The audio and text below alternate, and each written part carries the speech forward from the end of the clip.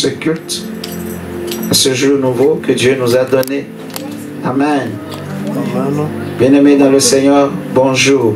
Bonjour. Frères et sœurs, aimés de Dieu, choisis de Dieu. Bonjour maman Hortense. Comment allez-vous? Amen. Moi aussi je vais bien par la grâce de Dieu. Comment tu vas? Ça va bien? Hein? Oui, ça va bien moi aussi, par la grâce de Dieu. Ça a été la semaine? Ça va? C'est très bien. Tu as le moral, c'est important. Amen. Amen. Maman Christine, bonjour. Bonjour. Comment allez-vous, maman? Ça va bien. La santé? Oh, ça, mais ça va bien quand même. Oui. Ce matin, si Dieu vous a donné la force, oui, vous a réveillé, il a protégé toute la semaine, il a veillé.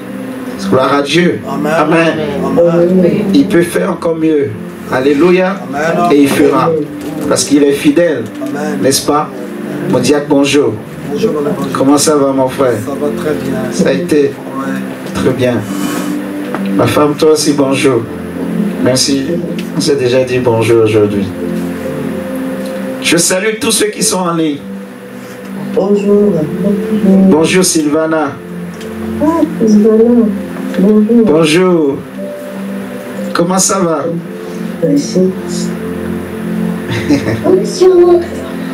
Bonjour, Loane. Ouais, ça va. Toi aussi, ça va? Ah, très bien. Je suis content.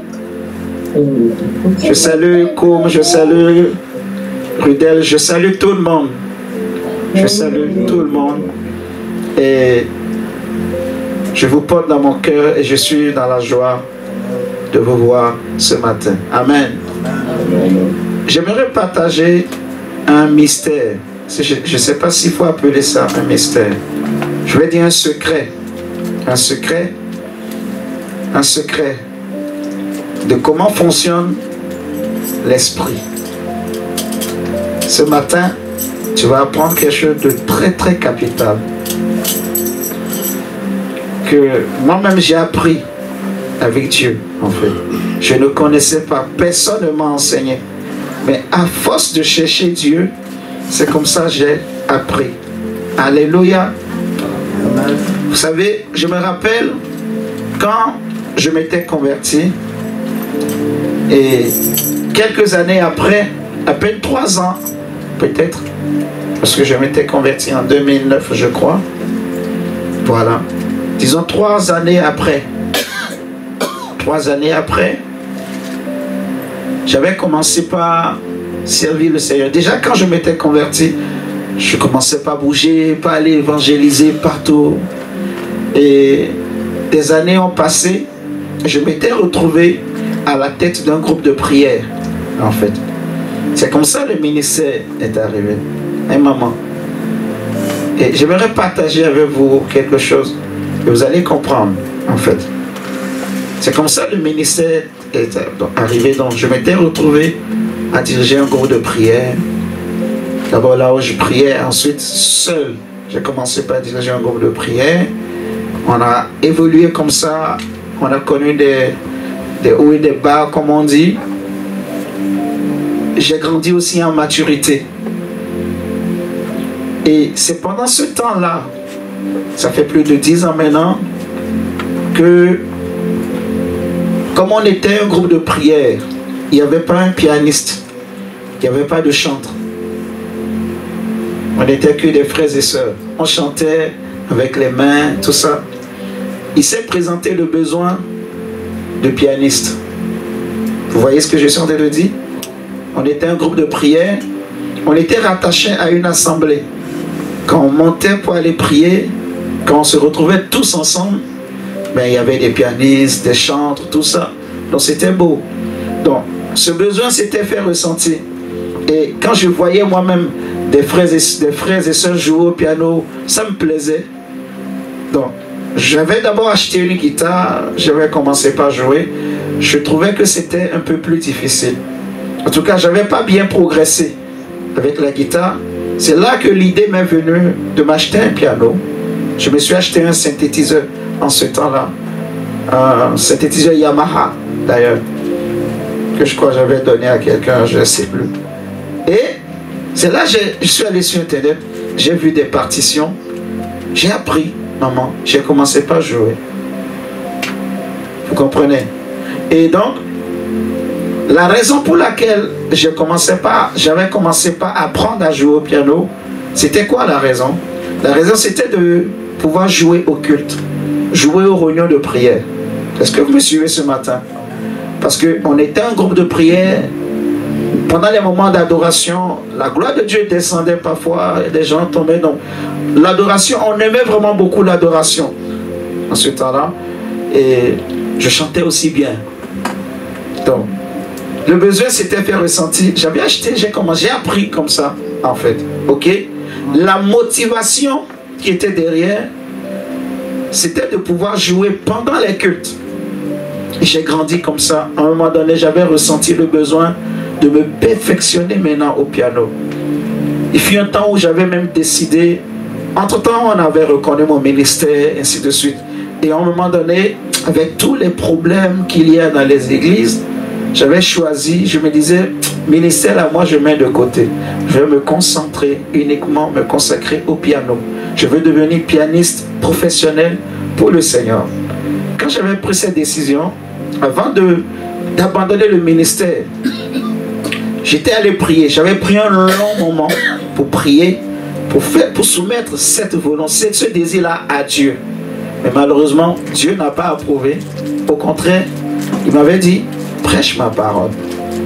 Donc, j'avais ressenti comme un poids, un fardeau. Comme, vous savez, quand quelqu'un te mandate, hein, tu sens comme si tu as un pouvoir. Tu parles au nom d'eux. Je ne sais pas si vous me comprenez. Donc, c'est ce que je ressentais. J'étais différent. J'étais plus le même. Moi qui voulais abandonner parce que j'étais découragé, tout ça, j'ai repris courage. Donc, maintenant, le Seigneur commençait par m'enseigner comment il faut que je fasse pour atteindre cet objectif. Mais je m'étais déjà perfectionné aussi entre-temps au piano. J'étais devenu, on peut dire, professionnel. Le piano, je connaissais beaucoup de choses. J'ai commencé par enseigner. Mais les années ont encore passé et j'ai appris après, à force de marcher avec le Seigneur, que c'est pas mauvais cette motivation-là. Jouer ou apprendre à jouer au piano pour le culte. Mais j'ai compris en fait que le vrai sacrifice que Dieu a agréé, c'est ce que, en fait, comment je vais le dire, ce que je veux dire, pour que tu puisses me comprendre. Si j'apprends à jouer au piano pour venir jouer au culte, ça veut dire que je veux jouer pour que les hommes puissent me voir. Est-ce que vous me suivez? Suivez-moi très bien. Cela veut dire que je veux jouer, je joue pour Dieu, mais en réalité, ce que je cherche, c'est que les hommes me voient. Mais je peux apprendre à jouer dans le secret où personne ne me voit, où je joue au nom de l'amour que j'ai pour Dieu. Je ne sais pas si vous me comprenez. Donc j'ai appris en fait que je dois jouer par amour pour Dieu et non à cause du culte. Je ne sais pas si vous comprenez. Au départ, je jouais à cause des réunions, des rassemblements. Mais après, à force de marcher, j'ai appris que non, je ne dois pas faire comme ça. Je dois jouer parce que j'aime Dieu. Amen. Ce qui fait que, en tout temps, même si je suis chez moi, partout, à n'importe quelle heure, je peux me réveiller, je me mets au piano, je commence par jouer pour Dieu, dans mon intimité. Vous comprenez? Mais si je dis que je le fais pour le culte, donc je vais m'imposer des moments de répétition, je prépare. Et souvent ce que je faisais, parfois les matins avant le culte, je me mettais au piano, je jouais, je répétais en fait les chants qu'on va chanter, je faisais des répétitions, tout ça. Bon, je vous raconte tout ça. Pourquoi? Parce que nous voulons parler de l'héritage des saints dans la lumière. On en a parlé dimanche passé. Mais je disais qu'on n'avait pas terminé. Il reste encore beaucoup de choses à dire, n'est-ce pas? J'avais dit dimanche passé que l'héritage là, on dira que premièrement, c'est la vie éternelle. Parce que la Bible nous dit dans 1 Jean 5, si vous prenez avec moi 1 Jean 5, prenons 1 Jean 5, le verset 12 et 13. Il est dit que celui qui a le Fils a la vie, celui qui n'a pas le Fils de Dieu n'a pas la vie. Je vous ai écrit ces choses afin que vous sachiez que vous avez la vie. Que vous avez la vie éternelle, vous qui croyez au nom du Fils de Dieu. Et dans Marc chapitre 16, verset 15 à 16, on va nous dire que celui qui croira sera baptisé, celui qui croira sera sauvé, celui qui ne croira pas sera perdu. Si vous lisez Marc chapitre 16, le verset 15 à 16. Donc, en fait, si tu crois au Seigneur Jésus, si tu le reconnais comme ton Seigneur et Sauveur, tu as la vie éternelle. Ok? Mais dans le plan de Dieu, selon Éphésiens chapitre 1, à partir du verset 3, la Bible va nous enseigner en fait que Dieu nous a élus avant la fondation du monde pour être saints et irrépréhensibles, et il nous a prédestinés pour être ses enfants d'adoption en Christ. On avait vu dimanche passé que la deuxième ou le deuxième volet de cet héritage, c'est la liberté que nous avons en Christ. Et c'est sur ça que je veux insister ce matin. Quand vous prenez Romains chapitre, Jean chapitre 8, prenons Jean chapitre 8, le verset 34.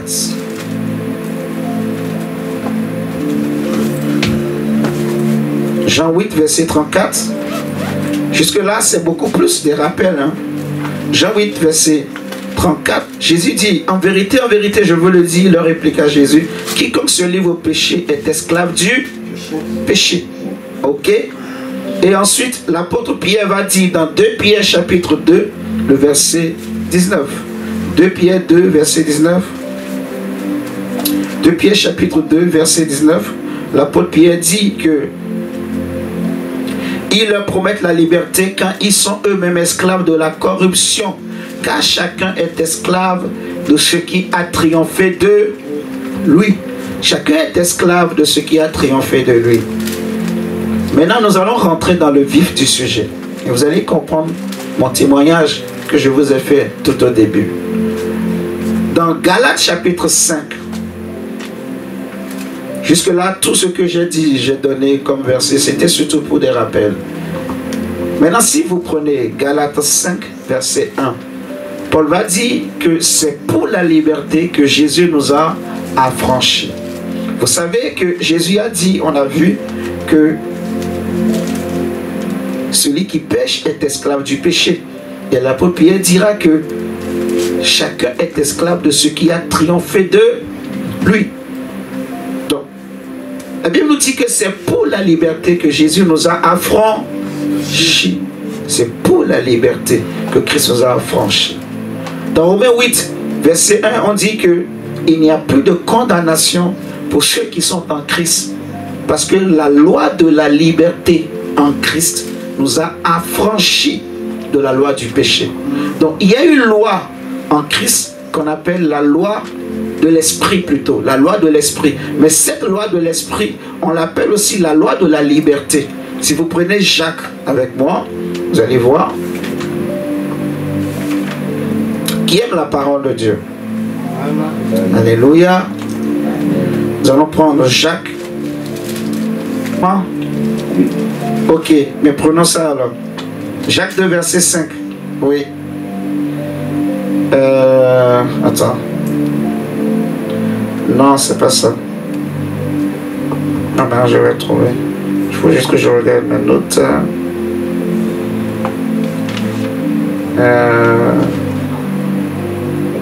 Jacques 1, verset 22 à 25. Jacques 1. Oui, voilà. Très bien. Merci. Redel. Jacques 1, verset 22 à 25.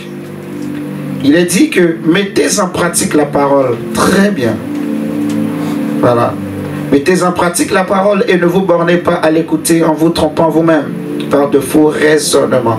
Car si quelqu'un écoute la parole et ne la met pas en pratique, il est semblable à un homme qui regarde dans un miroir son visage naturel et qui après s'être regardé s'en va et oublie aussitôt comment il était. Mais celui qui aura plongé les regards dans la loi parfaite. Vous voyez? Dans Romains 8, verset 1, on parle de la loi de l'esprit de vie. La loi de l'esprit de vie, c'est elle qu'on appelle aussi la loi parfaite. Et cette loi parfaite ici, on l'appelle aussi la loi de la liberté. Dans le verset 25. Mais celui qui aura plongé les regards dans la loi parfaite, la loi de la liberté, et qui aura persévéré, n'étant pas un auditeur oublieux, mais se mettant à l'œuvre, celui-là sera heureux dans son activité. Amen, amen. Amen. Donc, en gros, tous ces versets qu'on a pris nous enseignent une chose. Aux enfants d'Israël, selon la loi de Moïse, Dieu leur a donné plus de 600 lois. Mais à nous, en Christ, le Seigneur nous a donné une seule loi. Est-ce que vous me suivez ce matin? Qu'on appelle la loi de la liberté, ou la loi parfaite, ou la loi de l'esprit de vie en Christ. Jésus nous a donné une seule loi. Que Jésus même va dire que cette loi-là, c'est d'aimer Dieu de tout son cœur, de toute son âme, de toute sa force, de toutes ses pensées. Ok? C'est ça la loi de l'esprit de vie, la loi de la liberté en Christ. Suivez-moi très bien. Parce que le problème c'est quoi? Galates chapitre 4 nous dit que aussi longtemps que l'héritier est un enfant, il ne diffère en rien d'un esclave. Ok? Il n'est pas différent d'un esclave. Et on avait compris que ce que Dieu veut, ce n'est pas qu'on demeure des enfants, mais qu'on grandisse pour devenir des fils et des filles de Dieu. Normalement, selon la loi de Moïse, lorsqu'un homme atteint l'âge de 30 ans, il a l'âge d'entrer dans son sacerdoce. Ok? Amen. Selon la loi de Moïse. Et on a vu que Jésus a formé les disciples pendant 3 ans et demi. Lui-même a commencé son ministère à 30 ans. Donc, au bout de 3 ans, selon le plan de Dieu, je dois grandir et devenir un fils de Dieu. Est-ce que vous êtes là avec moi? Je ne sais pas combien d'années ça fait que toi tu t'es converti. Moi, ça fait plus de 10 ans que je me suis converti. Donc, si je reste encore un enfant, il y a un problème. Est-ce que vous me suivez ce matin? Il y a un vrai problème. Et c'est là que ça commence. Parce que quand je reste un enfant, je deviens un problème. C'est comme si je suis un rebelle, finalement, aux yeux de Dieu. Vous voyez? Tant que je reste un enfant, alors que j'aurais dû être un adulte, alors que j'aurais dû être un fils, il y a un problème, en fait. Et ce qui se passe, l'homme est alors livré, en fait, à des luttes, des combats au-dedans de lui. Quand vous regardez l'histoire du fils prodigue, et c'est ce que nous allons étudier ensemble. Là maintenant on commence. Dis avec moi, on commence. Oui. Redis encore, on commence. Tout ce qu'on a dit là, tout ça c'est juste pour nous préparer. Mais là maintenant, on commence véritablement. Amen, amen. Tu vas voir avec moi en fait que on peut être enfant de Dieu, on peut être dans la maison de Dieu, mais passer à côté de son héritage, dilapider son héritage. Prenons Luc, prenons le livre de Luc, l'évangile de Luc.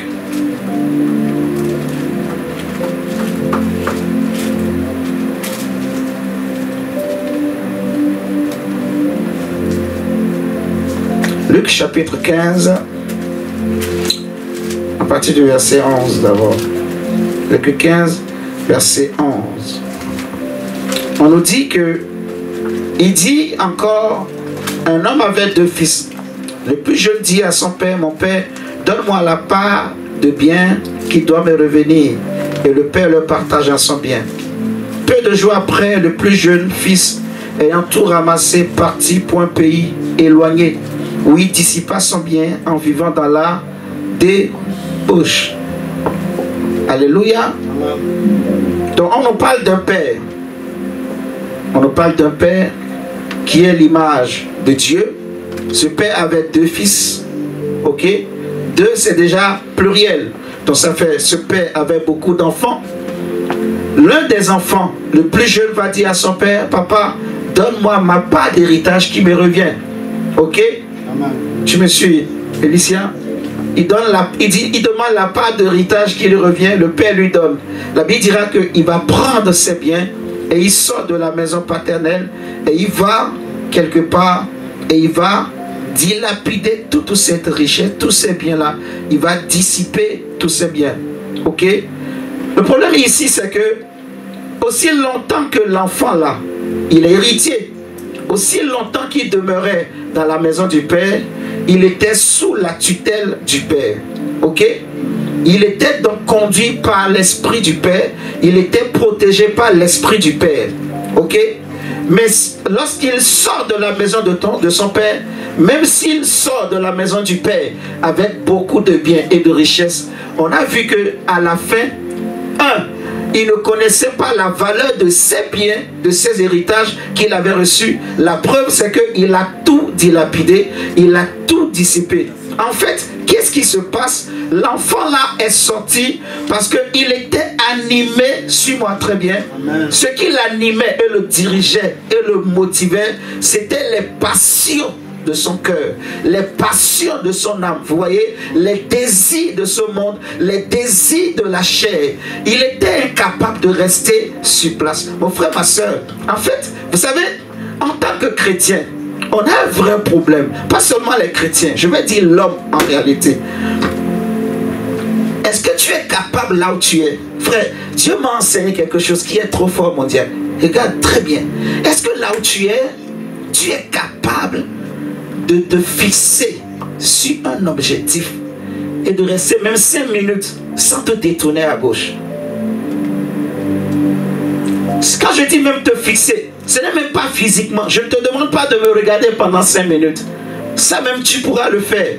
Peut-être qu'au bout de 2 minutes, tu vas craquer. Ou au bout de 10 minutes, tu vas craquer. Mais est-ce que tu peux mettre tes pensées, en fait ta focalisation, ce qu'on appelle la focalisation de ton âme? Parce que Jésus dit que l'esprit est bien disposé. Paul dit dans Romains 7 que mon esprit prend plaisir à la loi de Dieu, n'est-ce pas?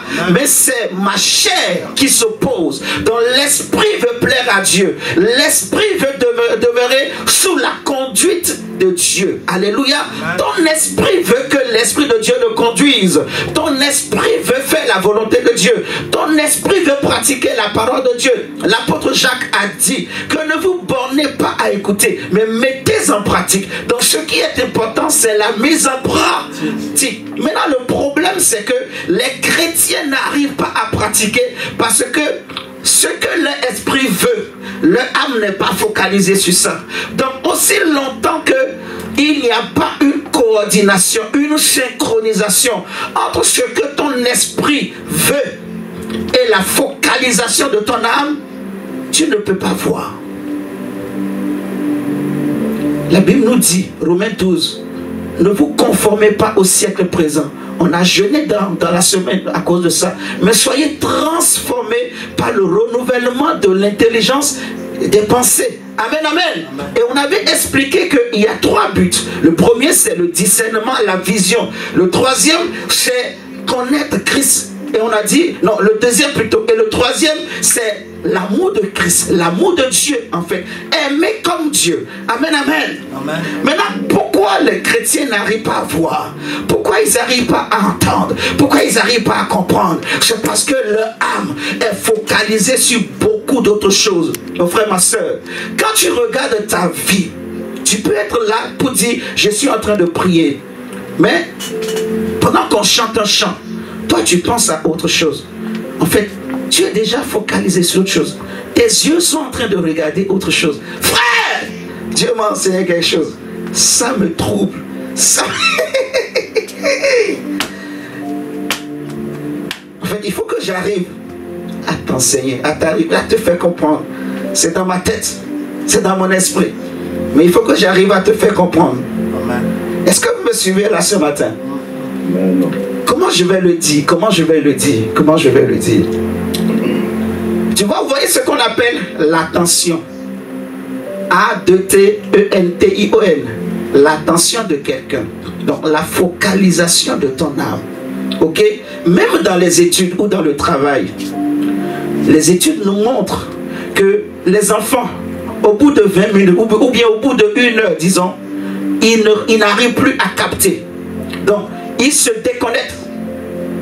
Donc, on dit déjà que il faut commencer le cours tôt le matin, parce qu'on sait que les enfants sont frais, leur attention peut capter ce que l'enseignant est en train de dire. Mais au bout d'un certain temps, ils ne supportent pas, ils ne tiennent pas, ils se déconnectent. Ils commencent pas à penser à autre chose. Au bout de 1 heure, ils commencent pas à penser à autre chose. Et le problème, c'est que il faut savoir que dans le monde, nous sommes dans une course. Vous savez, les hommes marchent, les animaux marchent, mais les esprits courent. Dis, les esprits courent. Les esprits courent. Oui, et tu es un esprit. Donc, c'est pour cela, parfois, tu peux être ici. Mais tu commences déjà pas à penser au Congo. Tu es déjà au Congo. Ton corps est physique avec nous. Mais ton esprit est déjà parti au Congo. Tu es ici. Mais tu es en train de te rappeler, sous l'arbre là au Congo, ce que tu faisais là-bas. Tu es en train de te rappeler de ça. Tu vois? Donc, ton esprit court. Mais toi, tu ne sais pas. L'esprit court. C'est les hommes ou les animaux, plutôt je vais dire, qui marchent. Mais nos esprits courent. Alléluia. Amen. Maintenant, derrière quoi ton esprit court? En fait, je vais dire, derrière quoi ton âme court? C'est l'âme. Derrière quoi ton âme court? Est-ce que ton âme court derrière les plaisirs, les passions de ce monde, les désirs, les penchants de ce monde? Frère, l'enfant là, il est sorti et il a fait quoi? Il est allé voir les prostituées. Il a dissipé tous les biens de son père et maman. Vous êtes en train de me suivre? Imaginez, il a acheté de la bière, il a acheté des maisons, il a acheté un avion, il a acheté des jets privés, il est allé en boîte de nuit, il a bloqué toute une boîte de nuit, il a donné à boire à tout le monde. Imaginez, il a acheté des hôtels, il a construit beaucoup de choses. Mais à la fin, il s'est retrouvé réduit. Il a tout perdu. Il a tout perdu. N'est-ce pas? Amen. Le problème, c'est quoi? C'est la tutelle. La tutelle. Vous voyez? Celui qui s'abrite, celui qui demeure plutôt sous l'abri du Très-Haut, repose à l'ombre du Tout-Puissant. Le problème, c'est que pour comprendre l'importance de rester sous la conduite de l'Esprit de Dieu, il faut que l'intelligence soit renouvelée. Cet enfant-là, malgré qu'il était héritier, malgré qu'il avait beaucoup de biens, mais son intelligence n'était pas renouvelée. Il ne connaissait pas l'importance pour lui de rester sous la tutelle de son père, dans la maison de son père, dans la prison de son père, auprès de son père. Il ne connaissait pas l'importance. Il ne réalisait pas. Jusqu'à ce jour-là, il ne réalisait pas. Donc c'est pour cela que il s'est levé et il est sorti. Et c'est ce qui arrive à beaucoup de chrétiens. Et ils n'arrivent pas à comprendre pourquoi. Parce qu'ils sont focalisés sur autre chose. Vous savez, quand le péché arrive dans la vie de l'homme, la Bible nous dit que le péché vient avec une puissance de séduction. Et la puissance de séduction vient installer des passions dans le cœur des hommes. Frère, suivez-moi. Je dis, quand le péché arrive, il arrive avec une puissance de séduction. Et cette puissance de séduction vient mettre une passion dans ton cœur. Parce que le diable sait, si tu pêches et tu n'éprouves aucun plaisir, tu ne vas pas continuer. C'est pour cela que le péché s'accompagne d'un certain plaisir. C'est ça qu'on appelle la passion. La passion. Ton âme éprouve une passion, un plaisir à pécher. Un plaisir. Il y a des gens volés pour lui. En fait, c'est un plaisir. Il y a des gens, quand ils tuent, il est bien. Vous savez ça, hein? Il y a des gens comme ça. Quand ils mentent, il se sent fort. il a menti. Plus il ment, et plus les gens tombent dans son mensonge. Il a l'impression qu'il contrôle tout le monde. Il est fort. N'est-ce pas, maman? Il y a des gens comme ça. Quand il ment à une femme, il passe devant une femme. Moi, mon père est ministre. Mon père est député. Ma mère est la directrice de cabinet du Premier ministre. Je connais les enfants du Premier ministre. Ça, les Africains sont forts de ce genre de mensonges. N'est-ce pas? Les mensonges. Il y a des gens, en fait, quand ils pêchent, il y a un plaisir qui est derrière. Parce que le péché vient avec la puissance de séduction. La Bible nous dit, parce que j'ai l'impression que vous dormez. C'est pour ça que je ne veux plus donner. J'arrête d'abord de donner des versets. Parce que tout ce que je suis en train de dire, c'est écrit. Vous comprenez là? Donc c'est pour ça que je commence à parler sans verset. Mais si je vois que vous êtes réveillés bien, je vais vous donner des passages bibliques à l'appui pour que vous puissiez bien comprendre. Parce que c'est très important de comprendre cet enseignement. Le péché arrive avec une puissance de séduction. Déjà regarde, on est là ce matin. Tu n'es pas capable de rester avec moi, même pendant 20 minutes. Au bout de 10 minutes, tu es déjà déconnecté. Et tu commences à dormir. Et tu commences par aller ailleurs. Tu commences par penser à autre chose. C'est que ton âme a un problème. Ton âme est trop agitée.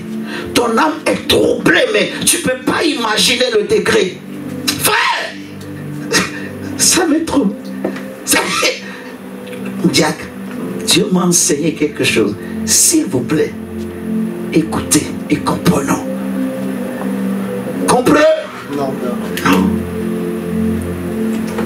Si tu arrives à contrôler ton attention, ce qu'on appelle ta focalisation, tu n'es pas capable de rester 5 minutes sur la même chose. Même au travail, même dans les études, c'est parce que ton âme est passionnée par d'autres choses. Il y a d'autres choses qui attirent ton âme, qui agitent ton âme. L'apôtre Jacques dit quoi dans Jacques chapitre 4? Pourquoi toutes ces luttes au-dedans de vous? Pourquoi tous ces troubles au-dedans de vous? Pourquoi vous luttez? C'est comme il y a une lutte. Vous savez, et j'ai compris une chose en fait. Si moi aujourd'hui, je suis encore au niveau où je me pose la question, est-ce que je dois prier? Est-ce que je dois jeûner? Est-ce que je dois lire la Bible? Je n'ai rien compris encore. Je suis encore un enfant. Je ne sais pas si vous comprenez. Ça veut dire que mon âme est troublée. Mon âme n'a pas la paix. Mon âme n'a pas la connaissance. Donc, je suis là. J'ai cru en Jésus. Mais je ne sais pas encore pourquoi je prie. Ou est-ce que je dois prier tout le temps? Ou est-ce que je dois jeûner tout le temps? C'est ce qui est arrivé à cet enfant en fait. Il savait très bien qu'il est fils du Père. Mais il a quitté la maison. Et c'est ce qui arrive à beaucoup de chrétiens qui se posent. En fait, ils sont au niveau où ils se demandent, est-ce qu'aujourd'hui je vais aller à l'église? Est-ce qu'aujourd'hui je vais venir m'assembler avec les frères et sœurs? Ils sont encore au niveau où ils se disent, bon, cette semaine je suis trop fatigué, je n'ai pas le temps, je vais aller travailler, je ne vais pas me connecter alors, je ne vais pas venir à leur prier. Pour X ou Y raison, tu es comme cet enfant prodige. En fait, tu ne connais pas l'importance de venir dans la présence de Dieu. La Bible dit, il est doux et agréable aux frères et sœurs de demeurer ensemble sous la tutelle de l'esprit. Parce que on dit tous ceux qui sont fils. On n'a pas dit ceux qui sont enfants. Ceux qui sont fils, c'est ceux qui sont conduits par l'esprit. Donc ceux qui marchent sous la tutelle de l'esprit de Dieu. Je ne sais pas si vous me comprenez. Donc quand les frères et sœurs se rassemblent, ils sont conduits par l'esprit. Il est doux et agréable aux frères et sœurs de demeurer ensemble, parce que c'est là que l'Éternel répand la bénédiction, la rosée. Alléluia. Amen, dans la présence de Dieu. Amen, amen, amen, amen. Combien de chrétiens aujourd'hui, animés par les passions de ce monde, animés par toutes sortes de passions, il y en a qui sont passionnés par la voiture. Tu étais peut-être masturbateur hier, je vais aller loin. Tu étais masturbateur quand tu étais comme dans le monde. Tu as donné ta vie à Christ. Tu as abandonné la masturbation. Mais est-ce que la passion que le péché là avait amenée dans ta vie, elle est éteinte ou elle est juste étouffée? Si la passion que le péché a amenée dans ton cœur est juste étouffée, il suffit seulement que les conditions agréables à cette passion sont réunies. Elle va se réveiller. Parce qu'elle n'est pas éteinte. Elle est juste étouffée. Le péché n'est plus là, mais la passion que le péché a apportée est toujours là. C'est le problème de beaucoup de chrétiens. Et le problème, c'est ça. Il faut savoir, dans ton âme, il y a des désirs. Il y a toutes sortes de désirs. Jésus dit, il va dire, en fait, jusqu'à quand je serai avec vous? C'est ce qu'il dit aux disciples, n'est-ce pas? Mais il va les traiter de quoi? Il les a traités de quoi? Qu'est-ce qu'il a dit aux disciples? Il les a traités de quoi?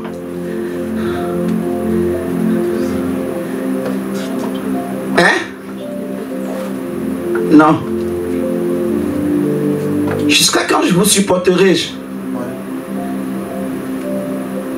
Race incrédule et perverse. Race incrédule et perverse.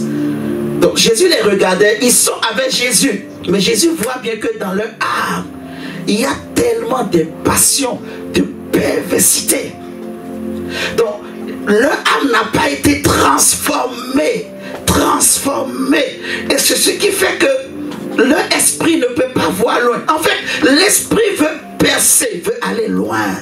Mais leur âme, comme elle n'est pas synchronisée avec ce que l'esprit veut, il ne peut pas voir. Il peut pas voir.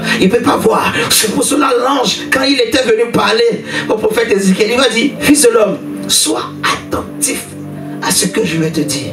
Car je t'ai amené ici pour te montrer toutes ces choses. Sois attentif. Sois comment? Attentif. Le problème, c'est ton attention. Et beaucoup de chrétiens ne comprennent pas, en fait. On vient à l'église, mais on est tellement distrait. On est tellement distrait par toutes sortes de choses. On méprise la prière, on méprise l'adoration, on méprise la Bible, on méprise les enseignements. On ne donne pas, en fait, une importance sacrée à ces choses. On préfère donner plus d'importance aux choses du monde. C'est les passions de la chair. C'est les passions du monde. Est-ce que vous me suivez ce matin? Qu'est-ce qu'il y a dans ton cœur comme passion aujourd'hui, jeune fille?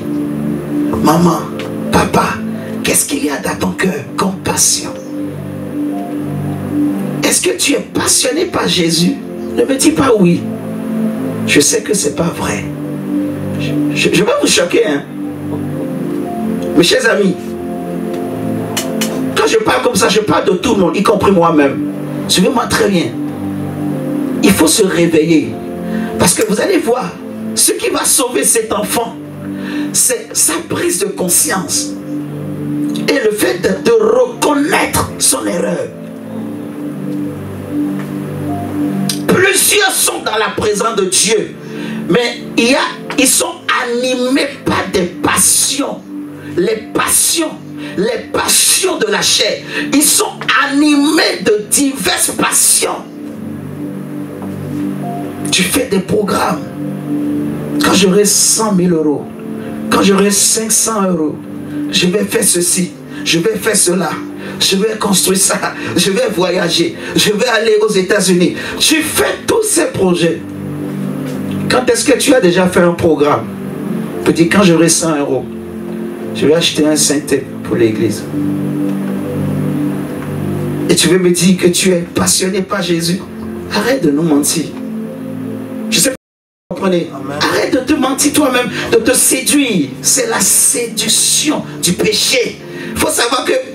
Bon, je vais vous donner les versets. Juste ces deux-là. Et on va continuer encore. Si je vois que vous êtes bien réveillés, je vais donner encore d'autres versets. Regardez ça d'abord. Prenez Romains 7. Romains 7, 22, je crois.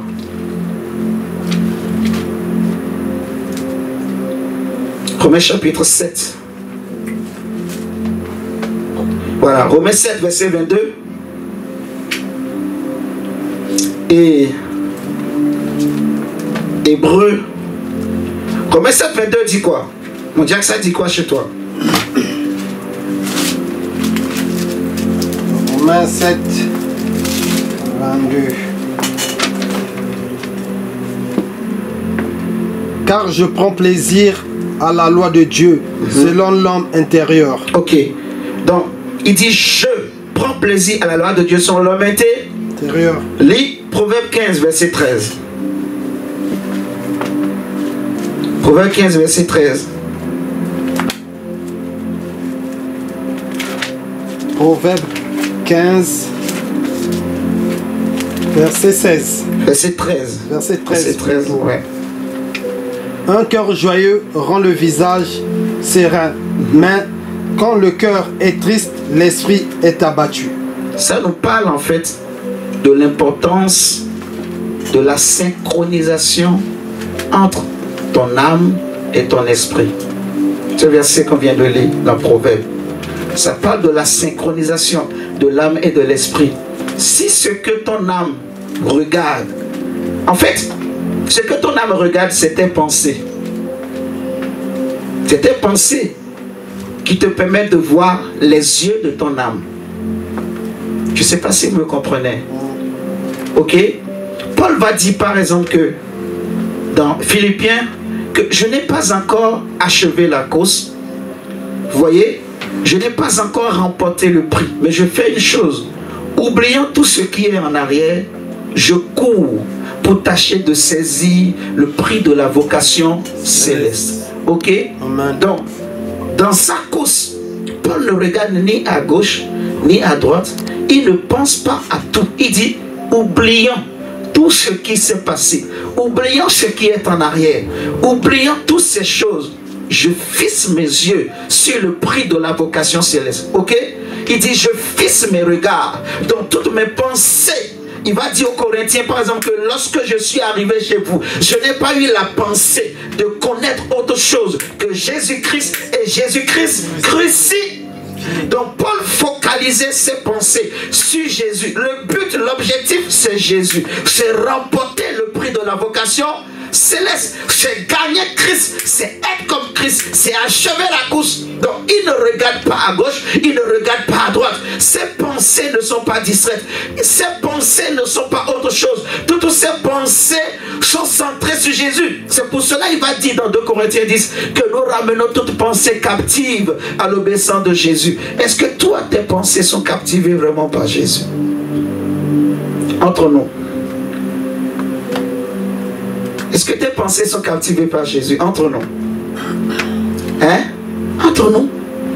Ceux qui sont en ligne, comment la journée s'est passée hier?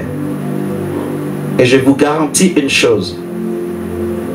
Plusieurs peuvent penser qu'ils ont pensé à Jésus, mais ils n'ont pas pensé à Jésus. Parce que prier, ce n'est pas penser à Jésus. Si vous avez compris le témoignage que j'ai donné au début,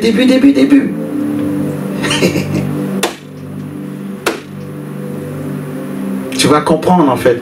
Penser à Jésus, ça veut dire tu t'es focalisé et ton esprit et ton âme sur une seule chose, sur Jésus. Mais combien de personnes sont à genoux, soi-disant en train de prier, mais son âme est déjà sortie de la chambre à coucher avant même que son corps lui-même ne sorte. Ce verset qu'on a pris dans Proverbe, ça nous montre également que pendant que ton corps est en train de faire quelque chose, ton âme peut faire autre chose. Ton esprit peut faire aussi autre chose.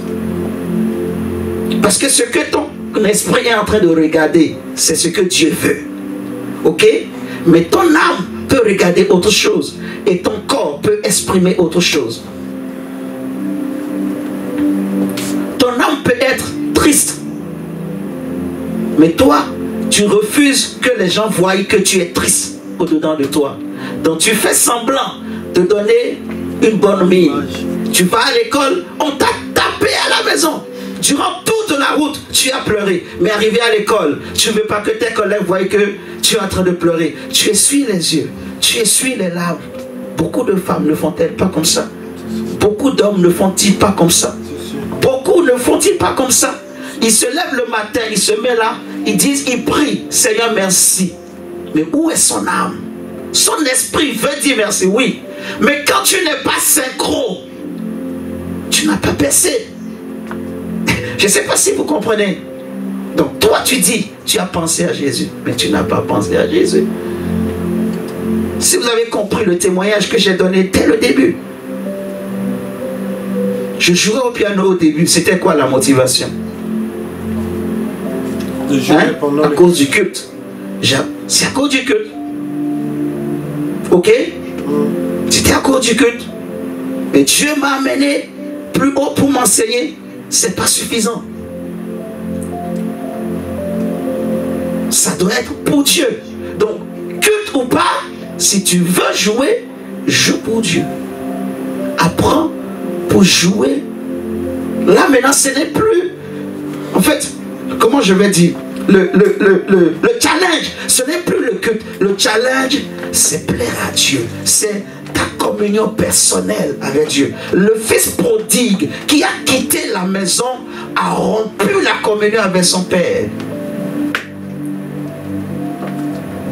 Je veux beaucoup insister en fait sur cet aspect-là. Vous voyez, sur la focalisation, le focus. Sur quoi ton âme est focalisée? Sur quoi ton attention est aujourd'hui? Tu es attentif à quoi? Tes pensées sont captivées par quoi?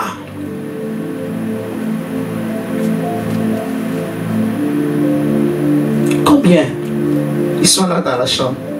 Faut dire la vérité. Même moi-même, des fois, ça m'arrive. Quand on prépare quelque chose là, et c'est bon, il y a des fois où le corps est fatigué, le corps est épuisé. Mais tu dois prier, parce que c'est devenu une discipline. Tu te lèves, tu remercies seulement le Seigneur, tu rends grâce à Dieu. Mais des fois, quand on prépare, tu entends l'odeur. Si tu es déjà fatigué, l'odeur là va te prendre. Et pendant que toi tu es là, c'est là maintenant il y a une lutte, un combat au-dedans de toi. Il faut vite. Là on te dit, vite, vite, vite, lève-toi. Il y a omelette là-bas. Il y a macayabo. Il y a quoi encore là? Tout ce que vous aimez. Il y a la viande de poulet qu'on est en train de braiser là-bas là. Et tu te précipites, tu te lèves, tu sors. Est-ce que vous comprenez? Dieu connaît en fait toutes ces faiblesses. Je nous enseigne pour que tu comprennes pourquoi les gens n'arrivent pas à voir. Parce qu'il y a des hommes qui ont tellement prié pour que Dieu les transforme et les renouvelle. Et ils ont compris ce que je vous enseigne. Alors ils ont commencé par mettre en pratique. Voici le secret. Quand l'enfant prodigue a tout dissipé, il a pris conscience. À partir du verset 14, quand vous lisez, il va prendre conscience que il a commis une erreur. Si vous reprenez avec moi Luc 15, le verset 14, on nous dit ceci.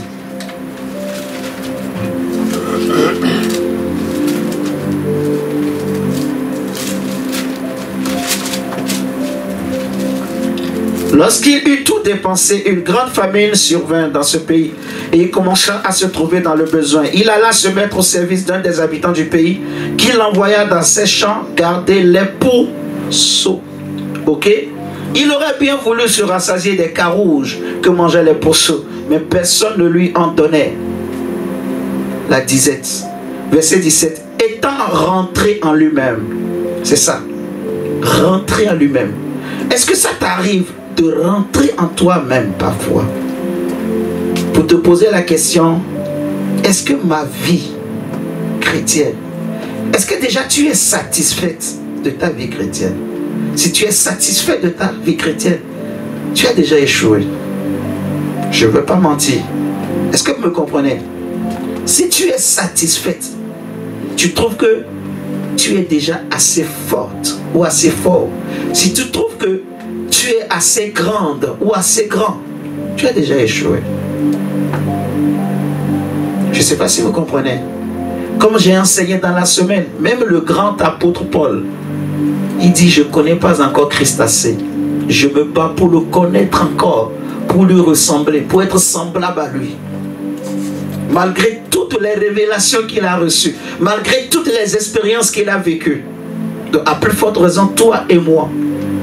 Alléluia. Amen. Donc, je dois toujours chercher à connaître le Seigneur Jésus. L'enfant prodige étant rentré en lui-même. C'est cette introspection-là qui manque souvent aux chrétiens. En fait. Parce que si tu pries et ta prière monte, tu le sais, ton esprit sait. Si tu pries et ta prière ne monte pas aussi, ton esprit le sait. Tu peux tout dire à nous ici. Tu peux nous mentir, nous manipuler. Mais toi-même, ta conscience sait. Quand tu es réellement connecté, quand tu n'es pas déconnecté de ton esprit, tu le sais, ta conscience sait. Et ça fait combien de temps maintenant que tu es déconnecté de ton esprit? Ne dis pas la réponse. Mais tu connais toi-même. Vous comprenez ce que je dis? Parce que plusieurs personnes prient, plusieurs viennent à l'église, plusieurs font semblant de lire, mais ils ne sont pas connectés avec l'esprit, ils ne sont pas synchronisés. Il y a trop de choses, trop de charges. La tête est comme ça, spirituellement, c'est comme si on a mis un foulard noir sur la tête. Tellement de choses. C'est ça, comme un fardeau, comme c'est les passions. Il faut que j'achète cette robe, j'achète cette jupe. Ah, il faut que je regarde tel film, tel dessin animé. Ah, il faut que j'aille voir tel ami. Il faut que je reçoive tel ami. Oui, moi aussi je... Frère, les gens ont des problèmes. Les chrétiens ont des problèmes. Est-ce que vous me comprenez? Ton âme est focalisée sur quoi? La Bible dit dans Proverbe 4, bon, lis-nous Proverbe 4, le verset 26 à 27. Proverbe 4, 26 à 27. Proverbe 4, 26 à 27. Considère le chemin par où tu passes et que toutes tes voies soient bien réglées. N'incline ni à droite ni à gauche et détourne ton pied du mal. Alléluia. Amen. Considère comment le chemin Dans lequel tu passes. Donc, le détourne ni à gauche ni à droite. Ça veut dire quoi? Soit focus, focus.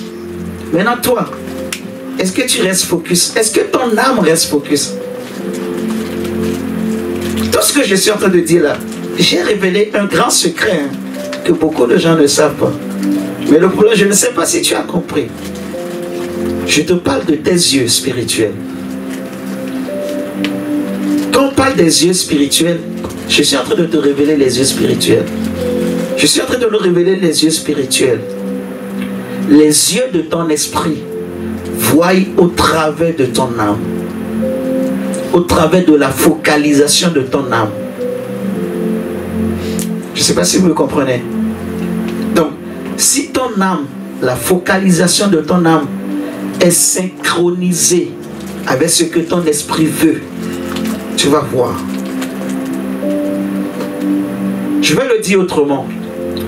En fait, vous savez, le problème de l'homme aujourd'hui, c'est le problème de concentration, ce qu'on appelle la concentration. Et les hommes ont un vrai problème de concentration. Si tu peux exercer ton esprit à être concentré pendant 1 heure de temps, tu peux. C'est très difficile. Mais moi, je le fais 1 heure, 2 heures, 3 heures. 4 heures. Je sais que beaucoup, 30 minutes c'est beaucoup. Concentré. Rester concentré là, beaucoup ont des difficultés à rester concentré. Beaucoup. C'est juste ça le problème des hommes. Et comme ils ont un problème de concentration, ils ne peuvent pas entendre Dieu, ils ne peuvent pas voir ce que l'esprit est en train de voir. Ils ne voient pas. En fait, leur âme ne voit rien. Je ne sais pas si vous comprenez. Parce qu'ils sont distraits. La distraction. Les chrétiens sont distraits. Cet enfant était dans la maison du Père, mais il était tellement distrait. Son cœur était rempli de passions. Les passions lui disaient: sors, sors, sors, sors, sors. Tu es jeune, sors, sors. Tu es jeune, sors, sors, sors. Et il est sorti. Et après il s'est retrouvé. Même ce que mangent les pauvres, il aurait voulu qu'on lui donne. Mais personne n'a voulu lui donner. C'est là qu'il a réalisé. Et qu'est-ce qu'il dit? La Bible dit, étant entré en lui-même, on va prendre ça, Luc 15.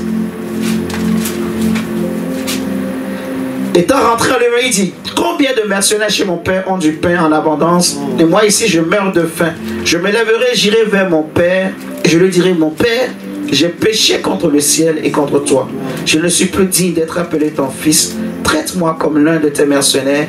Et il se leva et alla vers son père. N'est-ce pas? Il alla vers son père. Comme il était en chemin, comme il était encore loin, son père le vit et fut ému de compassion. Il courut se jeter à son cou et le baisa. Le fils lui dit: mon père, j'ai péché contre le ciel et contre toi.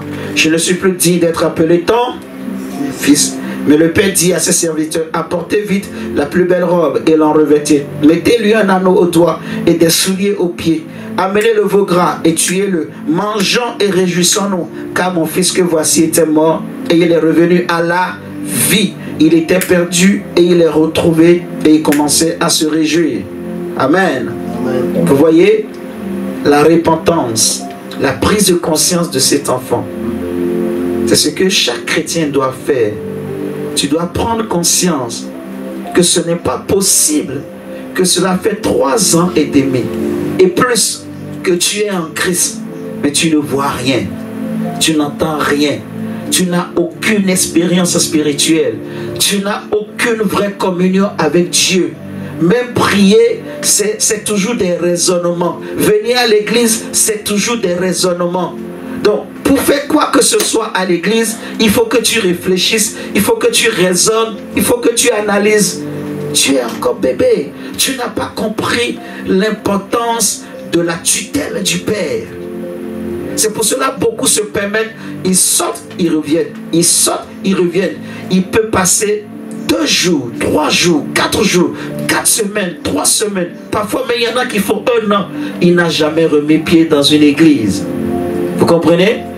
Il ne vient pas, il ne s'assemble pas avec les frères et sœurs. Qu'est-ce qui se passe? Je suis trop occupé. Je suis trop... comment on dit ça là? Je suis trop occupé. Je suis trop fatigué. Faut chic. Comment? Hein, les Français. Où sont les Français et les Françaises? Non, les d'origine. Mais où c'est qui? Non, les Français d'origine. Mais ceux qui sont nés. Toi, tu le fais bien. Toi, on ne dirait pas que tu es d'origine.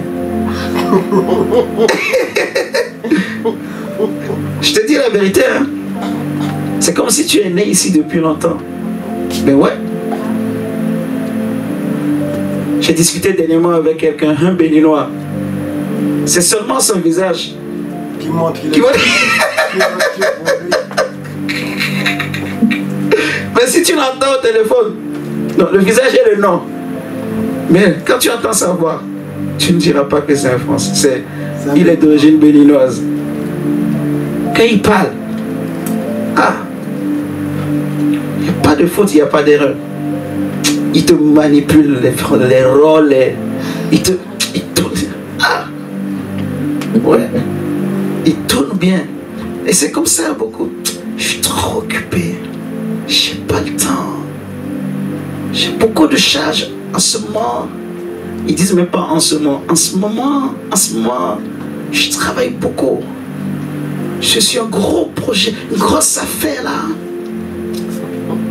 Ils disent même plus évangéliste. Évangile.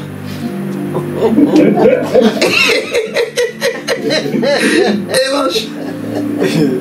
Je suis trop occupé. C'est bon. Ils vont dire, c'est une grosse affaire. Je dois aller chez un client en Afrique du Sud. Hein, Ridel? Je suis trop pris.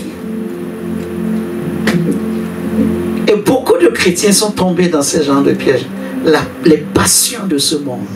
On dit l'amour de l'argent est la racine de tous les maux. En fait, beaucoup sont encore au niveau où ils se posent la question, est-ce qu'il faut venir prier? Ou est-ce qu'il faut se connecter? Tu es encore un enfant. Tu es comme cet enfant prodige. Parce que ce père-là a 2 fils. J'ai dit ça veut dire pluriel. Ça veut dire 2 types de chrétiens. On va voir le deuxième type. Parce que lui aussi, il n'est pas blanc, l'aîné là. Vous allez voir tout à l'heure. On n'a pas encore parlé de lui. Frère, beaucoup de chrétiens, ils sont héritiers, mais ils ne savent même pas qu'ils sont héritiers. L'enfant était là, tout était à lui. Mais lui-même, il est sorti. Et Paul dit quoi? Il dit, nous aussi, nous étions comme ça, des esclaves, sous la tutelle des rudiments du monde, donc les passions du monde. Aussi longtemps que l'héritier est un enfant, il n'est pas héritier, il est esclave, dirigé par des administrateurs, les choses de ce monde. Le péché vient, il sait que peut-être un jour je vais partir, donc il amène une puissance de séduction et il met une passion dans ton âme. Donc il sait que même si moi je pars, la passion va rester. Si tu n'es pas spirituel, tu vas grandir avec la passion. Tu seras toujours dans la maison de Dieu avec cette passion dans ton cœur. Elle est juste éteinte. Elle est juste étouffée plutôt. Vous voyez? Mais il suffit seulement que tu passes 1 semaine sans prier. La passion se réveille. Parce qu'il n'y a plus la présence de Dieu. Il n'y a plus le feu qui va l'étouffer. Donc il ne faut pas étouffer la passion. Et tu-la, éteins-la. Le problème c'est que beaucoup de gens, ils ont des passions dans leur cœur. Beaucoup de passions dans les cœurs. Les jeux, les femmes, les hommes, les boîtes de nuit, les films. Tu aimes les films toi? Non. Tu aimes juste la télé? Ah, tu regardes pas souvent la télé? Tu n'aimes pas les dessins animés? Voilà. Tous les jeunes aiment les dessins animés. Même les adultes aussi aiment les dessins animés. Ok. C'est pas mauvais. Tu peux regarder la télé, c'est pas aussi mauvais. Mais quand ça devient une passion. Une passion. Dis passion. Donc, est-ce que tu as une passion dans ta vie? Tu as une passion? Réfléchis, dis-moi. Rudel, c'est quoi la passion? Les passions, on va dire les passions. Toi, tu as beaucoup de passion. Les sports, mon évangile. Le sport? Le combat. Le combat au sport. Passion, c'est trop dit, mais voilà, tu vois. Ok, tu aimes les sports de combat. Il aime suivre, quoi. Oui. Ah, ok, tu aimes suivre ça, quoi. Oui, oui, je comprends. Et après ça? Il y a un peu le foot. Le foot aussi? Ouais, moi aussi j'aime beaucoup le foot. Donc si je vois, je vais regarder de temps en temps. Mais je me connais. Je connais mes défauts. Donc je sais mettre des limites. Je peux sentir, ah, la passion là est en train de se réveiller. Il faut l'éteindre. Il faut l'éteindre. Paul dit, je traite durement mon corps, ma chair, pour ne pas être rejeté après avoir enseigné les autres. Vous voyez, la passion doit être éteinte. Est-ce que vous me comprenez ce matin? Il y a beaucoup de choses à dire dessus. Hein. Je n'ai pas tout dit. Donc, je vais nous donner 2 autres versets. On va voir le deuxième fils. Prenons Romains 8. Romains. Attendez. Attendez, j'arrive.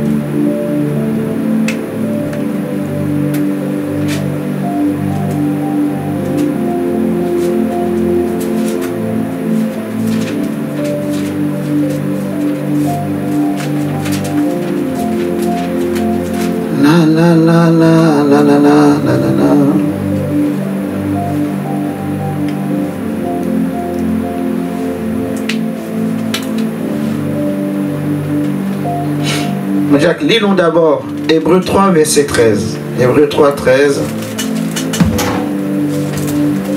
Hébreux 3, 13. Ah, le frère Armel. Bonjour mon frère Armel. Que Dieu te bénisse. Hébreux 3, 13. Lisons la parole de Dieu dans Hébreux 3, le verset 13. Mais exhortez-vous les uns les autres chaque jour, aussi longtemps qu'on peut dire aujourd'hui, afin qu'aucun de vous ne s'endurcisse par la séduction du péché. Par la séduction du péché. Donc on dit que derrière le péché, il y a quoi? Une séduction. Ok? Maintenant, lis-nous Romains 7, verset 5. On ne va pas lire Romains 8, c'est plutôt Romains 7, verset 5. Romains 7, verset 5. Je vous donnerai peut-être pas tout, mais je vous donne quand même ça pour que vous compreniez. Romains 7, verset 5. Romains 7, verset 5. 5. Car lorsque nous étions dans la chair, les passions des péchés... Les passions de quoi? Des péchés. Donc qu'est-ce qui provoque ces passions? Les péchés. Ok? Donc, le péché vient avec une séduction et le péché crée une passion. Où? Dans l'âme de l'homme. Voilà. Et quand le péché part, cette passion-là doit être effacée. C'est pour cela qu'on dit, soyez transformés. Ce n'est pas pour rien qu'on nous demande d'être transformés. Il faut reprogrammer l'âme. Parce que depuis que tu es né, on n'a pas habitué ton âme à se concentrer pendant 1 heure sur quelque chose. Non. On t'apprend à faire beaucoup de choses à la fois. Dans une même journée, tu vas regarder la télé, tu vas manger, tu apprends à préparer avec maman, tu fais ceci, tu fais beaucoup de choses. Tu vas jouer avec les amis.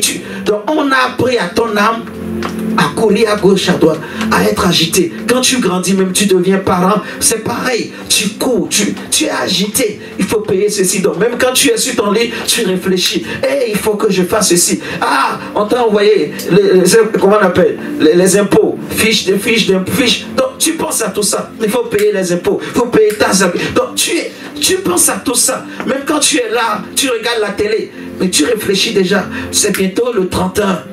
Comment on va faire? Il y a un prélèvement qui va passer. Donc, parfois, la femme te parle, elle va sentir que c'est comme si tu n'es pas là. Elle dit, tu m'écoutes? Tu dis, hein? Oui, oui. Tu fais semblant comme si tu l'écoutais. Oui, tu disais l'agitation. Mais toi-même, peut-être que tu es pasteur. Tu ne sais pas que ton âme n'est pas tranquille. Ton âme n'est pas concentrée. Et c'est ça le problème de beaucoup de chrétiens. Je vous dis la vérité, les pensées. Pour savoir que tu es agité, il faut voir tes pensées. Est-ce que tes pensées sont sur une seule chose à la fois? Pendant combien de temps tes pensées peuvent rester sur une seule chose? 5 minutes? C'est beaucoup. Si on fait un test aujourd'hui, on dit on va prier pendant 10 minutes. Et pendant 10 minutes, tu ne dois pas penser à autre chose que Jésus. Je suis que tu vas tenir. Tu ne vas pas penser à la semoule à la maison. Je vais même encore aller loin. Pire, quand le diable voit que tu as compris le secret et tu veux te concentrer, lui-même il vient, il lance des flèches, il t'envoie des pensées qu'on appelle les traits enflammés du malin. Donc il vient maintenant pour te distraire. C'est ça maintenant la distraction. Toi tu es en train de prier. Tu es en train de prier. Tu sens que tu es en train de monter. Et puis subitement, tu commences à te rappeler de l'ex là. Peut-être que quand tu étais dans le monde, tu avais pris une ex, vous êtes allé dans un hôtel. Donc, tu commences à penser à tout ça. Mais tu penses à la semoule que ta femme t'a préparée. Je ne sais pas si vous comprenez ce que je dis. Peut-être tu as regardé un film d'horreur et l'image là vient subitement dans ta tête. Et sans t'en rendre compte, tu as commencé par déjà voyager avec cette image. Après, tu vas te rendre compte. Seigneur, je chasse cette pensée au nom de Jésus. Je chasse cette pensée au nom de Jésus. Donc, il faut arriver à faire la part de choses, tes pensées et les flèches du diable. Je ne sais pas si vous me comprenez. Les flèches du diable arrivent quand tu pries, quand tu arrives à concentrer ton esprit, tes pensées, concentrer plutôt ton âme sur ton esprit, sur le désir de ton esprit. Tu vois, l'esprit est bien disposé, l'esprit veut prier, l'esprit veut pratiquer la parole de Dieu. Mais ton âme, au début, elle va dire aussi oui. On va prier. Et on se met à genoux. Mais dès qu'on se met à genoux, elle sort de la course. En fait, c'est ça qu'on appelle. C'est une course. C'est pour ça que je dis on court. On est en course. Dans Hébreux 12. Prenons Hébreux 12. Hébreux 12. Seigneur. On est dans une course, frère. On est dans une course. On est dans une course. Hébreux 12. On dit quoi, mon frère? Mon diacre. Verset 1. Hébreux 12, verset 1. À 2.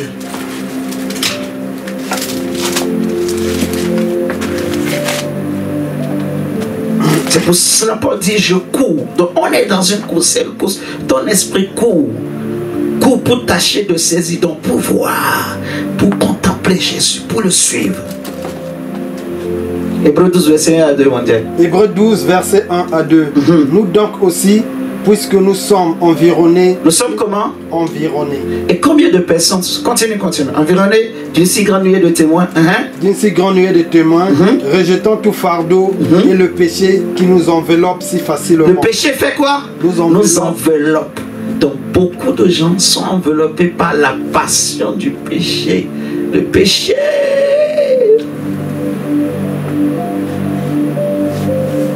Tu ne tombes peut-être pas dans l'impudicité.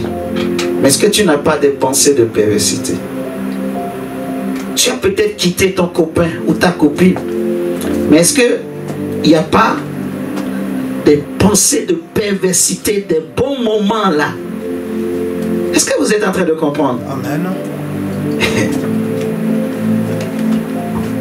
Il y a même des couples qui souffrent.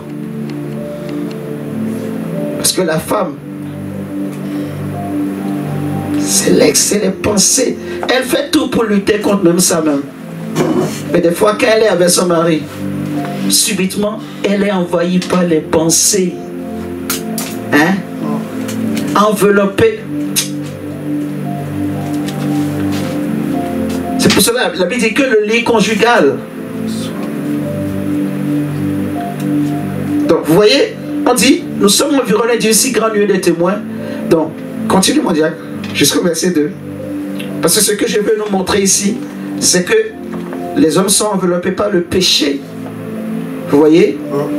Et on dit, le péché enveloppe si facilement. Donc, si tu ne comprends pas, tu vas être en Christ. Mais le péché, parce qu'il sait qu'il a une passion là en toi. Toi, tu dois prier pour que Dieu te transforme, pour que Dieu te renouvelle. Ça doit être des prières de tous les jours. Tu dois te battre désormais pour être transformé et renouvelé. D'ailleurs, même la semaine prochaine, on va encore faire 3 jours de jeûne et prière. Comme on a fait la semaine qui vient de finir là. Mardi, mercredi et jeudi aussi. On va faire pareil. On va prier pour les mêmes sujets. Que Dieu nous transforme et nous renouvelle. On en a besoin. Parce que je commençais, c'est comme si il y avait une forme de lourdeur qui commençait pas à s'installer. Mais je sens que la lourdeur est partie. Donc, il faut qu'on continue pour que chaque personne soit complètement réveillée. Vous comprenez? Que Dieu nous transforme, nous renouvelle, nous transforme, nous renouvelle. Continuez mon Dieu. Et courant avec persévérance dans la carrière qui nous est ouverte. Ayant les regards sur Jésus, le chef et le consommateur de la foi. Alléluia. Donc on dit d'avoir les regards fixés sur qui? Sur Jésus. Et courons dans la carrière. Donc il y a une carrière. Et chacun a son couloir. Tu vois? Tu dois courir. Maintenant, il y en a qui sortent de la course. Quand tu es en train de prier, en fait, tu es en train de courir. C'est ça le secret. Quand toi tu viens, tu dis je prie, ou je rends culte à Dieu, j'adore. Ton esprit est en train de courir. Courir. Parce que tu fais des exercices, tu deviens fort. Plus tu pries, tu deviens fort. Donc, toi tu vas penser que tu ne fais rien, mais c'est une course, c'est un exercice. Ton esprit est en train de courir dans ce couloir-là, dans cette carrière-là. Maintenant, quand tes pensées ne commencent pas à aller ailleurs, tu sors de la course. Ce que le diable aime, c'est que tu ne restes pas sur la course, que tu sortes de la course tout le temps. Parce que si tu arrives au bout, le prix qui t'est réservé, tu vas le recevoir. Tu vas voir, tu vas voir, tu vas voir. Même ce matin, je me suis battu. Pendant 1 heure de temps, je priais. Mes yeux étaient focalisés, mes pensées focalisées comme ça. Au bout de 2 heures comme ça, j'ai senti comme si il y avait maintenant le sommeil qui me prendre. Je me suis ressaisi. J'ai dit non Seigneur, moi je vais rester focalisé. Et j'ai continué. 3 heures, je continue. Focalisé. Parfois tu restes focalisé sur Jésus comme ça. Tu sens que c'est comme si on vient jeter une pensée. Ah là je sais que ça c'est une flèche. Mais parfois pendant que tu pries, tu vois des choses bizarres. Ah je sais que c'est le diable, il veut me distraire. Tu vois une créature bizarre qui commence à danser, il fait des choses. Donc ça c'est pour te distraire, pour te captiver ton esprit. Je détourne mes pensées de ça. Je reviens sur Jésus. C'est une course. Je ne sais pas si vous comprenez. Parce qu'au bout, il y a un prix. Je ne sais pas si vous comprenez. Il y a un prix. Si tu fais ça au bout de 3 heures, de 4 heures, tu vas voir que toi-même, tu vas commencer par voir une lumière. Une lumière. Même si tes yeux sont fermés. Mais tu vas voir, dans tes pensées, tu vas commencer par voir une lumière. Comment les gens arrivent à voir? C'est comme ça. Il y en a qui ont travaillé ça. Il peut prier pendant 9 heures de temps. Mais il est focus. Ce qui fait qu'il est tellement concentré. Le problème de l'homme, c'est un problème de concentration de notre âme. Donc, il faut travailler ton âme pour qu'elle arrive à se concentrer. Au moins 1 heure. Commence déjà par 1 heure. Commence après 2 heures. Ensuite, tu montes.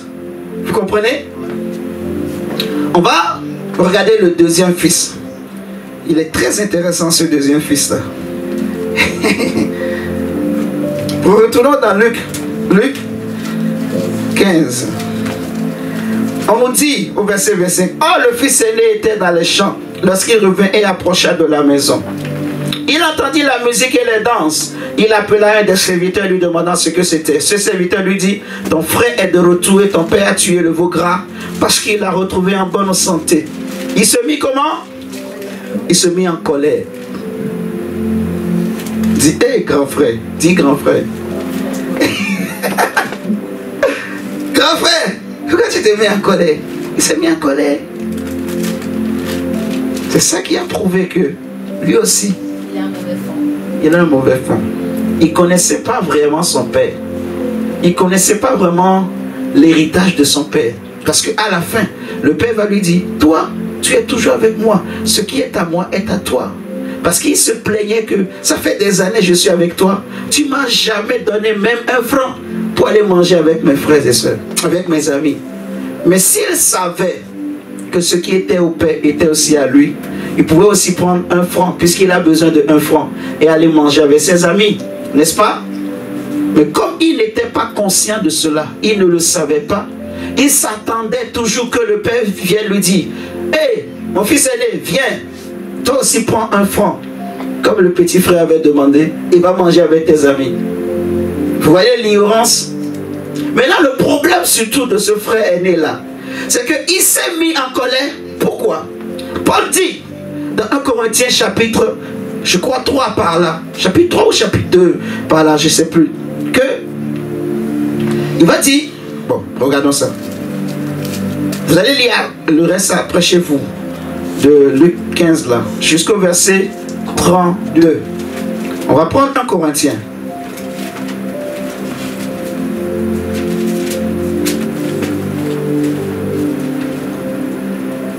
Chapitre 3, Paul dit, verset 1, « Pour moi, frère, ce n'est pas comme à des hommes spirituels que j'ai pu vous parler, mais comme à des hommes charnels, comme à des enfants en Christ. » Les enfants en Christ, c'est des hommes charnels.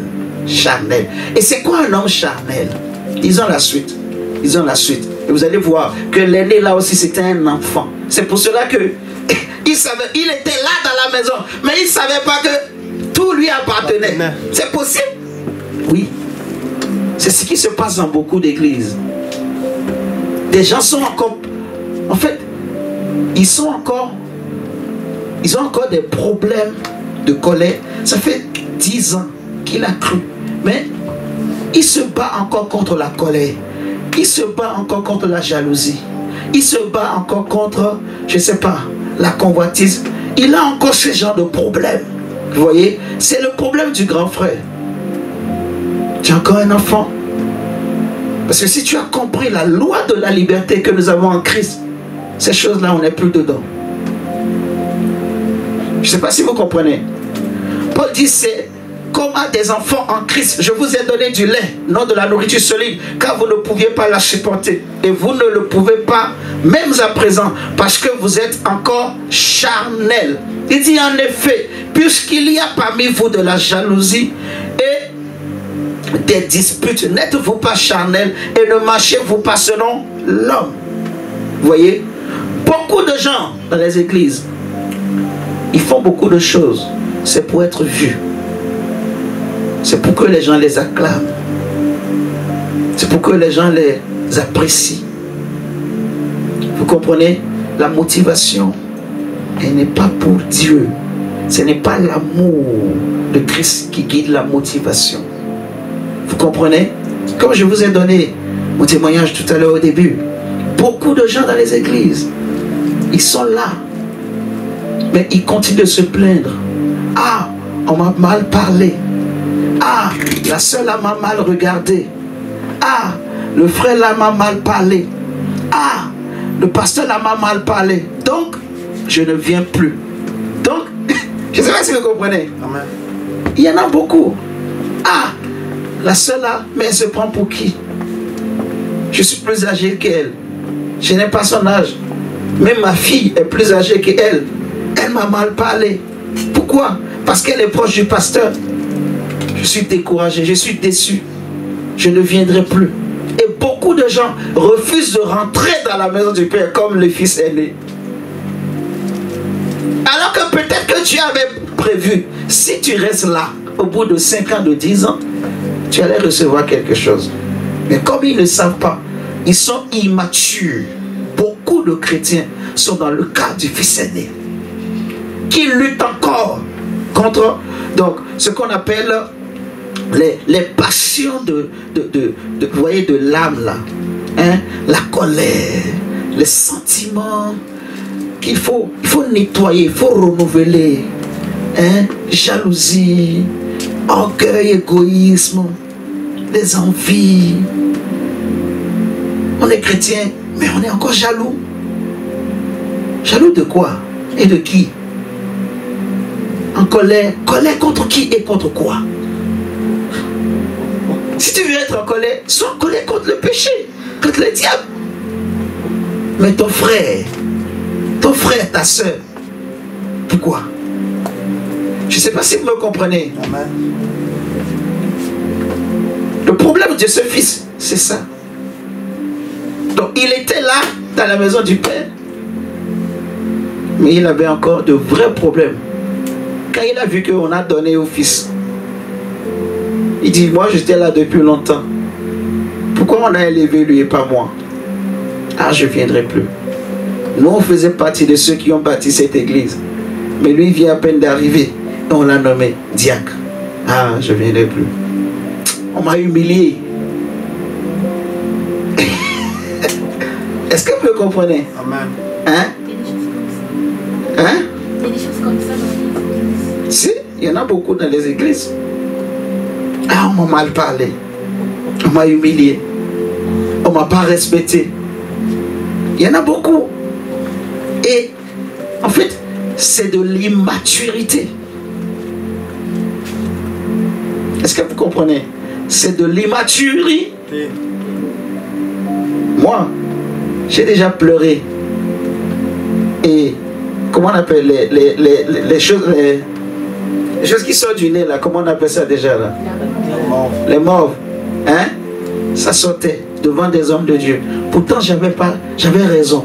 Mais comme personne ne me croyait et ne comprenait ce que je voulais dire, on m'a accusé. Tout le monde était contre moi. Je vais aller où? Je vais nulle part. Donc j'étais obligé de m'humilier. Pourtant j'avais raison. J'avais bien entendu Dieu. J'ai dit ce que Dieu m'a dit. Personne n'a cru. Je me suis humilié. On a craché. Et les gens étaient contents. J'ai pleuré. Je vous dis, je ne sais pas si c'est une semaine, mais pendant ce temps-là, mes prières, c'était juste des pleurs. Mais je bénis Dieu. Parce que, en fait, les mots ne pouvaient pas sortir de ma bouche. Mais dans mon cœur, je priais. Je faisais mes comptes rendus à Dieu. Pourquoi la colère? Après, le Seigneur lui-même s'est chargé de toutes ces personnes, de toutes ces choses. Mais pourquoi me mettre en colère? Pourquoi? Je ne sais pas si vous comprenez. Ça, c'est l'immaturité. Tu es héritier.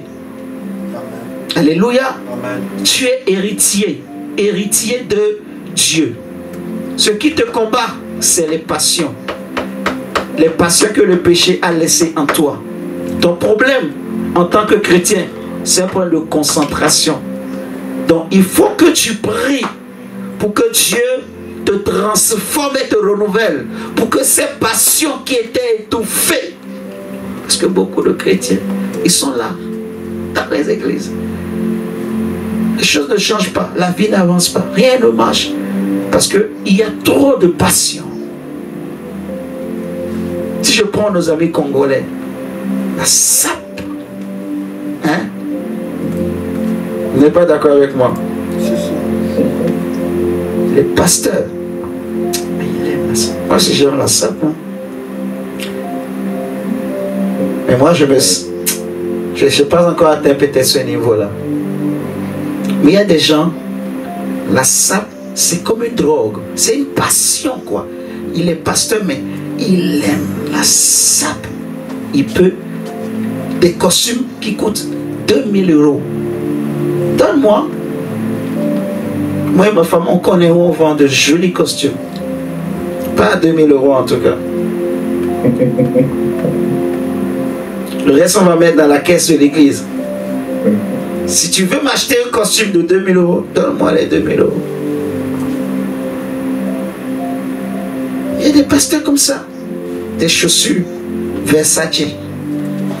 Moi, je ne connais pas tous les noms. Weston, c'est ça, hein? Ouais. Je connais pas les noms. C'est Weston. Ok. Weston. Il y a encore quoi comme chaussures? Donc, tu le vois. J'ai déjà vu des hommes habillés comme une femme. Mais quand on te dit le prix de tout ce qu'il a porté là, tu vas crier. Et il est comme une femme, avec une chaussure. Et le pire, au lieu de marcher normal, maintenant il s'écarte comme ça. Et, mon Dieu, donc nous-mêmes là, on ne va plus marcher droit comme ça, on va ouvrir comme ça. Non, ça ne sert à rien. Ça ne sert à rien. Il faut sortir de ça. Les passions liées aux origines, tout ça, il faut sortir. Nous ne sommes plus dans ces choses. Si quelqu'un est en Christ, il est une nouvelle créature. Les choses anciennes sont passées et toutes choses sont devenues nouvelles. Il n'y a plus de blanc, il n'y a plus de noir, il n'y a plus de jaune, il n'y a plus d'enfants, il n'y a plus de petits, il n'y a plus de femmes, il n'y a plus d'hommes, il n'y a que des esprits en Christ. Alléluia. Il n'y a que des enfants de Dieu que Dieu veut transformer pour qu'ils deviennent des fils et des filles de Dieu, qu'ils entrent pleinement dans leur héritage. Et je prie pour toi ce matin, que le Seigneur ouvre tes yeux, que le Seigneur illumine vraiment tes yeux, que le Seigneur transforme ton âme au regard de tout ce qu'on a entendu, que le Seigneur transforme ton âme, que la grâce de Dieu vienne sur toi au nom de Jésus, que le Seigneur vraiment éteint toutes les passions que le péché a mis dans ton âme au nom de Jésus-Christ. Je prie que tout problème de concentration que tu avais, que tu as traîné depuis des années, qu'à partir de ce matin, que la grâce de Dieu vienne sur toi et te donne la capacité de prier, de rester concentré au nom de Jésus. Tes yeux vont s'ouvrir au nom de Jésus et tu connaîtras la volonté de Dieu, ce qui est bon, agréable et parfait au nom de Jésus. Tu ne seras plus un auditeur oublieux, mais tu seras de ceux qui pratiquent, qui mettent en pratique. Je prie que ton âme va se synchroniser avec ton esprit au nom de Jésus. Alléluia. Amen. Nous allons remercier le Seigneur. Disons merci à Dieu pour sa parole. Il y a encore beaucoup de choses à dire. Nous allons prier et approfondir. Disons merci à Dieu pour ce matin. Merci pour sa parole. Et prie le Seigneur de te transformer. Si tu as compris, dis Seigneur, aide-moi à comprendre davantage. Seigneur, je veux être transformé. Je ne veux pas demeurer dans des passions. Non. Je veux vivre que la seule passion qui doit rester à moi doit être la passion de Christ. La seule passion qui doit être dans mon âme, c'est celle de Jésus. Celle pour Jésus. Celle pour Jésus. Je ne veux pas, Seigneur, que mes pensées soient distraites. Je veux que, Seigneur, mes pensées soient centrées sur Jésus. Que mes pensées soient ramenées captives à l'obéissance de Jésus. Tout, dans tout ce que je fais. La Bible dit, faites tout pour la gloire de Dieu. Dans tout, même quand je travaille, même quand je mange, tout doit être pour la gloire de Dieu. Toutes mes pensées doivent glorifier Jésus. Même quand je fais la cuisine, tout doit glorifier Jésus. Dans tout, même quand j'étudie, mes pensées d'études doivent glorifier Jésus, doivent être centrées sur Jésus. Jésus doit être le centre. La Bible dit de tout faire pour la gloire de Dieu. Que Jésus soit au centre. Prie le Seigneur ce matin. Que toute autre passion quitte ton cœur. Que toute autre passion soit éteinte. Prie le Seigneur pour dire, Seigneur, je reconnais comme l'enfant prodige, Seigneur, que j'avais péché contre toi, que j'étais distraite, Seigneur, que j'étais peut-être dans une forme de rébellion. Mais ce matin, je me répands et je prie que, Seigneur, ma communion avec toi soit restaurée. Que ma communion avec toi soit restaurée. Que tu restaures ma communion avec toi. Dieu, mais ce matin, Shakatata yababa shekerebe ya ya ya ya arababa sukatalaba shananama yekelele bosha rikatatatata sheketetetekete yadanama rakatatataka rababa shaka pe shadadabarabasha rabarabaraba shekerebe yabarakataraba soto rikatatakata yabasha telelebo rakatatata yabasha rababa yabarabashata rekete yababa oh shakatatatata yaba rakatatatata rabababa. Que la présence de Dieu t'accompagne. Ishakatatata. Que la présence de Dieu vienne sur toi. La présence de Dieu, la présence, la grâce de Dieu, la main de Dieu. Que Dieu te fasse grâce. Que Dieu te fasse grâce au nom de Jésus. Au nom de Jésus. Que tu sortes de toute forme de distraction. Que ton âme sorte de toute distraction. Sors de tout piège de distraction. Sors. Shadadabaraba sheke. Shadadabaraba yashaka. Rabakataraba soto. Seigneur, nous sortons de toute forme de distraction, de tout piège de distraction. Même toi qui es en ligne, élève ta voix et prie ton Dieu là où tu es. Prie ton Dieu là où tu es. C'est peut-être pour des moments pareils que Dieu a permis que tu te connectes. C'est peut-être pour apprendre des choses pareilles que Dieu a permis que tu sois avec nous. Élève la voix et prie le Seigneur. Élève la voix et prie le Seigneur. Dieu a des plans merveilleux pour toi. Et le Seigneur veut que tes yeux s'ouvrent. Et le Seigneur veut que tes pensées plutôt soient synchronisées avec ton esprit, afin que tu puisses accéder à cette bénédiction, afin que tu puisses accéder à cet héritage. Prie le Seigneur que toute forme de déconcentration, tout ce qui t'empêchait de te concentrer, pendant que tu pries, tout ce qui t'empêchait de prier longtemps, de rester longtemps en communion avec le Seigneur, tout ce qui distrayait ton âme, que ce matin cela te lâche. Prie le Seigneur, que ta volonté soit soumise à Jésus, que tes sentiments soient soumis à Jésus, que tes pensées et ton intelligence soient soumises à Jésus. Nous prions que tout ton être, toutes les pensées de ton âme soient ramenées captives à l'obéissance de Jésus, à l'obéissance du Seigneur Jésus, à l'obéissance du Seigneur Jésus, à l'obéissance du Seigneur Jésus. Je prie et je prends autorité et je déclare que tout démon, tout diable qui venait pour te donner des flèches, qui venait pour envoyer des flèches, pour te distraire, je commande au nom de Jésus à ce démon-là, à ce diable-là, de lâcher ta vie. Je prie que tout péché qui environnait ton âme, au nom du Seigneur Jésus, notre Maître, que ce péché-là te lâche, que ce péché-là te lâche. Seigneur, tu as vaincu le péché, tu as vaincu le péché à la croix de Golgotha. La parole déclare que tu dis un mot et la chose arrive, et tu as formé nos esprits, et tu as formé nos consciences, et tu as formé nos corps. Yahweh, pour la gloire de ton nom, Yahweh, pour la gloire de ton nom, notre corps est le temple de ton esprit. Et David dit, mon âme bénit l'Éternel, et n'oublie aucun de ses bienfaits, parce que c'est lui qui guérit tes iniquités, qui pardonne tes iniquités et qui guérit tes maladies. C'est toi qui guéris, mon frère. J'appelle l'onction de guérison, Yahweh, sur l'esprit et l'âme, l'onction de Jésus, l'onction de Dieu, du Dieu vivant, qui guérit les âmes, qui guérit les cœurs brisés, qui guérit les cœurs blessés. Que l'onction de Dieu guérit ton âme, que ton âme soit totalement guérie, que ton corps soit totalement guéri, que ton esprit soit totalement guéri, que la guérison divine entre toi, par ses maîtresses, nous sommes guéris, sois guéri, que ta relation avec Dieu soit guérie, que ta communion avec Dieu soit guérie, soit restaurée, reçois une totale et complète restauration ce matin au nom de Jésus. Au nom puissant de Jésus. Shabarabaraba. Père, que ma communion avec toi soit restaurée, Seigneur. Dieu. Oh Jésus. Ce matin, papa, de tous ceux qui m'ont péché, Seigneur, d'être en communion avec toi. Que cela soit détruit. Saint-Esprit, merci. Que ces esprits diaboliques. Seigneur, merci. Au nom puissant. Oh, nous te bénissons. Père, que nous puissions. Père, nous te bénissons. Merci la Seigneur, nous aimons ces gens de moment dans ta présence. Merci pour ton onction. Merci pour ta puissance. Merci pour ton feu.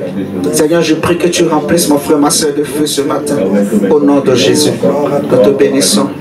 Et nous disons tous Amen. Amen. Amen, amen. Amen. Il y a une personne. Tu as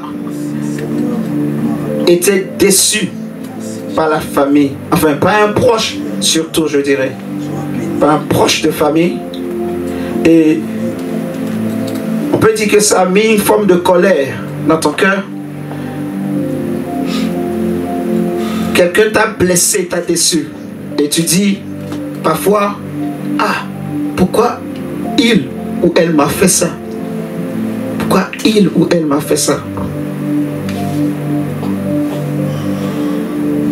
Si quelqu'un se sent concerné par ces paroles,